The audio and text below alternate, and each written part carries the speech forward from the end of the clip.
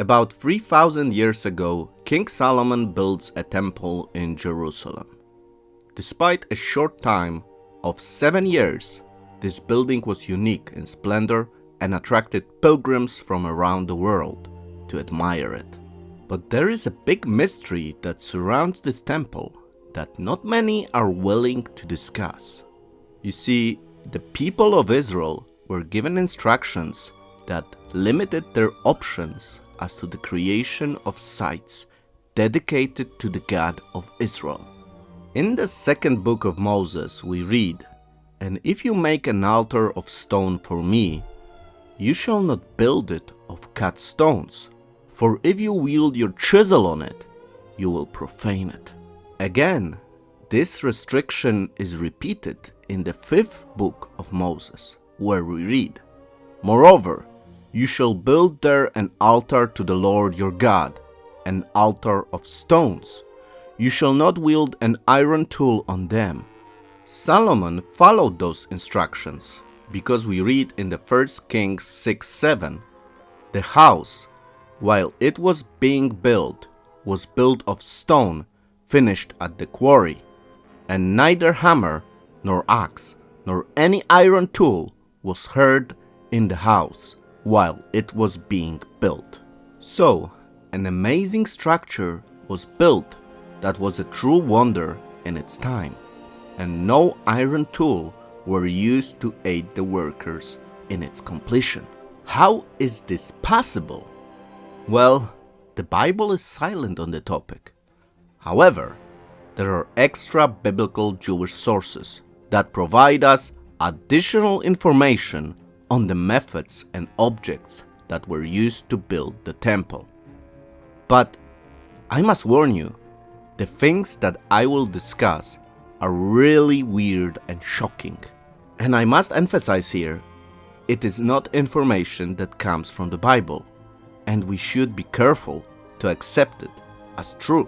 But before I will continue, please remember to subscribe to my channel if you enjoy my content. Also, make sure to like this video if you think it is interesting. With that out of the way, let's begin our episode. There is a tendency that we look at the past as something inferior to our technological advances. And it is true, we are living in incredible times where technology is enabling us to create awesome things. However, with all our knowledge and development, there are still things in the past that we need help explaining. When we look at the Great Pyramids of Egypt, the huge stones in Baalbek that no modern machine would be able to lift, the Antikythera mechanism, an ancient Greek analog computer used for astronomy and calendar calculations, or the Damascus steel that was extraordinarily tough yet flexible type of steel, then we realize that the ancient times hold many secrets and perhaps technologies that were even more advanced than ours. This is especially important to remember when we discuss someone like Solomon, who was given great wisdom from God. In fact, the Bible tells us that Solomon was the wisest person that ever lived. 1 Kings 3:12. So what we have here is extreme wisdom against an impossible challenge. As I mentioned before, the Bible is silent on the technique on how the stones were prepared for building the temple. There are, however, texts that provide more information on how the temple was built. This information can be found in the Jewish commentaries on the Bible, rabbinical literature, and a text known as the Testament of Solomon. The Testament of Solomon is a pseudegraphical work attributed to King Solomon, but written likely between the 1st and the 5th century AD. It is not considered canonical by any Jewish or Christian group. The text is primarily concerned with the themes of magic and demonology, and it's structured around a dialogue between Solomon and various demons, whom he enslaved to build his temple. So I'm putting this out so that you have an idea what it's all about, but we're not gonna use that source. More reliable are the Jewish commentaries on the Bible, like the Mishnah. In the book Pikrei Avot, we read of 10 wonders created on the eve of Shabbat. Here is the English translation of the Hebrew text. 10 things were created on the eve of Shabbat at twilight, and these are the mouth of the earth, the mouth of the well, the mouth of the donkey, the rainbow, the manna, the staff of Moses, the shamir, the letters, the writings, and the tablets. The object that really interests us is number 7, shamir. The word shamir is found only 2 times in the Bible. First, in the book of Jeremiah, chapter 17, verse 1, we read, "The sin of Judah is written with a pen of iron, and with the point of a diamond. It is graven upon the table of their heart, and upon the horns of your altars." Here you can see the Hebrew text with the English.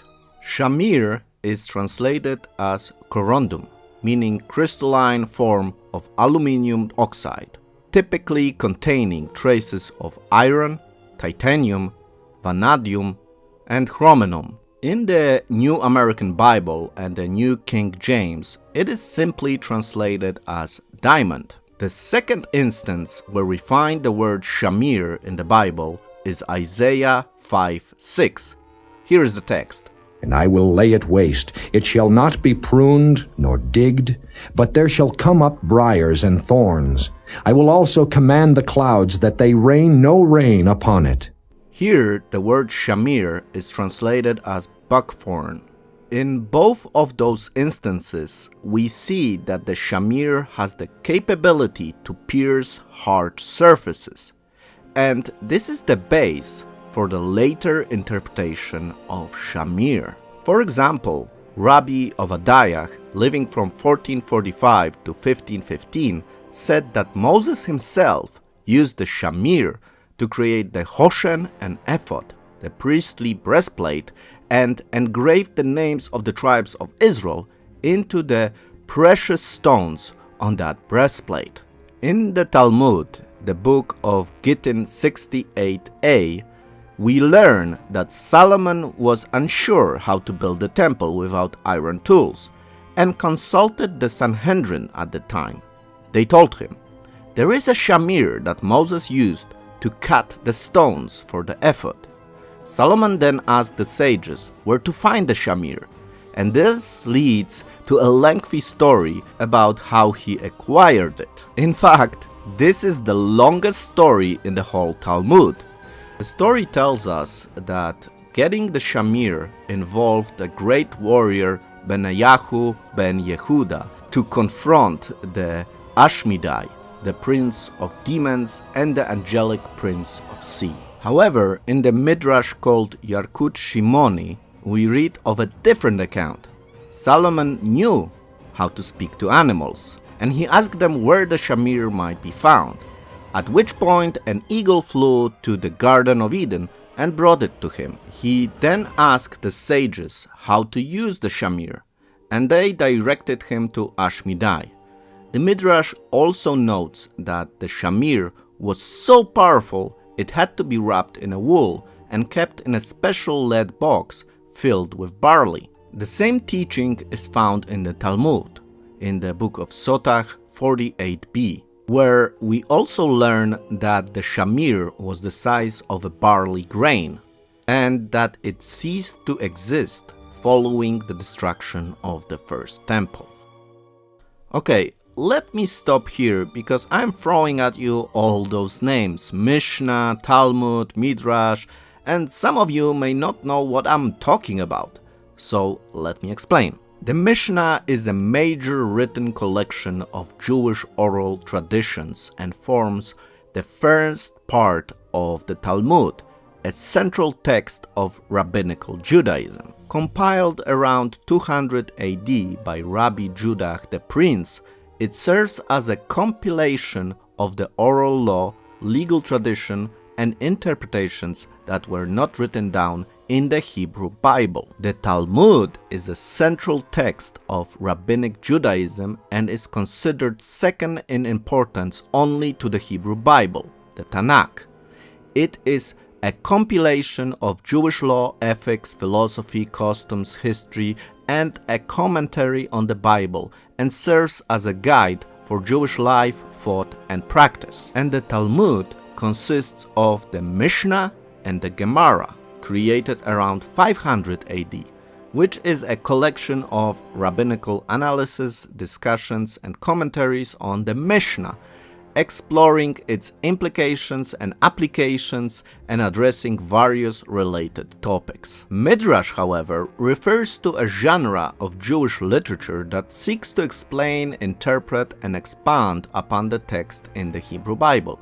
It provides exegesis, explanation, and interpretation on the biblical text, and often explores the ethical, philosophical, and theological implications of the scriptures. The Midrash can encompass both legal, halakhic material and more homiletical, narrative, or ethical, agathic material. So, to give you an understanding of the hierarchy of the text, first you have the Tanakh, the Hebrew Bible, then the Talmud, consisting of Mishnah and Gemara, and lastly, you have the Midrash. I hope this helps you to understand the Jewish literature a little bit better. So, to sum up what we have learned about the shamir so far. In the Bible, we read that it is an object that can cut through the hard surfaces. And in the Jewish commentaries on the Bible, we read that shamir was first used by Moses to create the Hoshan and Ephod, and later by Solomon to cut the stones for the temple. So, we established what it could do, but we still did not establish what exactly it is. And there are different interpretations as to the nature of the shamir, but in reality, two main ideas have been proposed. The first interpretation sees shamir as a stone that can produce a type of a laser that could cut stones. This was, however, not an ordinary stone, as it had properties of a living organism. For example, we read that the shamir could see like a human. This laser could cut through everything it saw and had to be stored in a special lead box. Otherwise, it would continue to cut things on its path.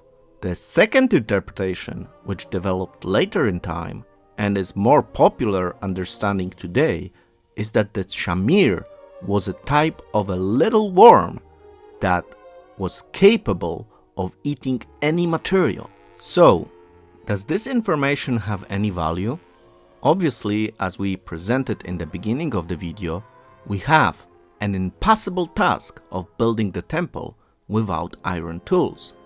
The temple is built in record time and is a true wonder. Of course, we could say it was a miracle, and the Bible, in fact, is silent on this topic. But let's assume that there is some credibility to the information in the Jewish commentaries. The Jewish sages taught that the shamir had to be kept specifically in a box of lead to avoid danger. We have all probably received an X-ray exam at some point in our lives, and the technician always make sure to put the lead jacket on the parts of the body not being scanned. This is because lead is an excellent blocker of dangerous radiation. This little detail strongly suggests that shamir was likely radioactive. Perhaps it used some kind of high-energy radiation to cut through stone. In fact, today, we have nuclear-pumped lasers which use radioactive uranium fragments to create ultra-powerful light rays. And though such lasers are not commercially available at the moment, they have been proposed for use in manufacturing for precision deep cutting and welding. Interestingly, renowned Jewish physicists Edward Teller, often called the father of hydrogen bomb, proposed using such nuclear pump lasers in a space defense system that would shoot down enemy nuclear missiles. His project Excalibur was soon scalped and never realized. And then there's the Liforedo. In 2019, scientists in the Philippines discovered a new species of shipworm named Liforedo. Unlike other shipworms which eat and bore into wood, the Liforedo eats and bores into limestone. They have special tiny teeth to grind away rock. Here is a worm that is actually able to eat through stone, and quite precisely too. Could the shamir have been a special version of the Liforedo, or a related species that is now extinct? There is another tiny organism on the planet that is bizarrely able to withstand incredible conditions, including deadly radiation, dehydrations, and even freezing vacuum of outer space. This organism is the tardigrade, also known as water bear, the hardest creature on the planet. It can suspend its metabolism and literally go decades without any food or water at all. Uniquely, the DNA of the tardigrades is protected by a special protein that blocks radiation, allowing them to survive levels of radiation hundreds of times greater than what would be lethal for humans. Could the shamir have been some kind of special hybrid organisms with qualities of both the tardigrade, capable of living many decades and withstanding immense radiation, and of the Liforedo, able to eat, digest, and cut through stone? Did the shamir contain radioactive material in its body, or generate something laser-like?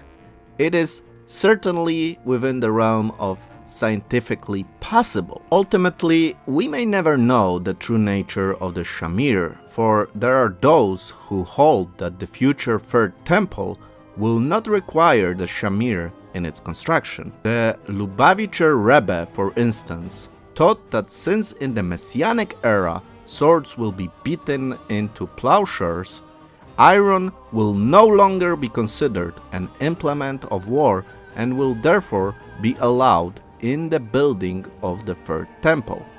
Others hold that the third temple will not require building at all and will descend fully formed from the heavens. Thank you for your attention. This was a different type of an episode where I went more in depth into the Jewish sources and not just the Bible. Please let me know if such content is interesting for you, where I discuss the teachings of the Jewish sages. Also, please don't forget to like the video, subscribe to the channel, and hit that bell button to be notified of new episodes. Also, if you think that my work is helpful, please consider supporting the channel. I would like the channel to be self-sufficient and not worry about YouTube's algorithms. Your personal support allows me to focus more on the things that are important and not worry that YouTube will push it out through the algorithm. Thank you again to all who have already supported the channel. You are great. Have a wonderful day and shalom.